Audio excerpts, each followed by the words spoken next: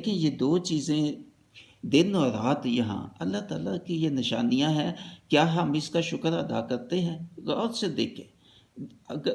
صبح ہوتی ہے تو کیا ہم رات کا شکر ادا کرتے ہیں اسی وقت کہ جی اللہ تعالیٰ تو نے رات میں ہمیں سکون دیا، بڑا ہمیں اس کا فائدہ ہے رات کا، تو تیرا بڑا شکر ہے۔ اور جب رات ڈل جاتی ہے، دن ختم ہونے کو ہوتا ہے، تو کیا دن کا شکر ادا کرتے ہیں؟ یہ دو چیزیں بہت اہم ہیں۔ بہت